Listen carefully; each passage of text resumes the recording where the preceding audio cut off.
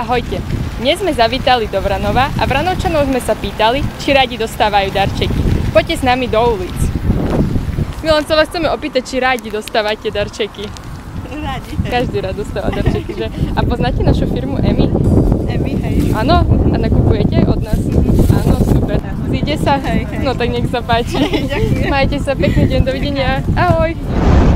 My sme z firmy EMI a máme na vás otázočku, môžeme? Áno. Chceme sa vás opýtať, či radi dostávate darčeky. No, ráda. Ráda, kto by nerad dostával. A poznáte našu firmu EMI? Nie. My predávame bytový text, to sme aj v sociálnych sieťach ako Instagram, Facebook, emi.sk a chodíme po Slovensku a rozdávame darčeky. Dneska by sme vám radi podarili. No a čo je za tým? Nič, to je darček, ktorý je zadarmo. Neverím. Áno, naozaj zadarmo. Áno, zadarmo. Ďakujem krásne. Nemáte za čo. No tak toto sa mi ešte nestalo, No, že by mi vidíte. takto dal iba tak darček. No, vidíte, Ďakujem. nemáte za čo. Majte sa, dovidenia.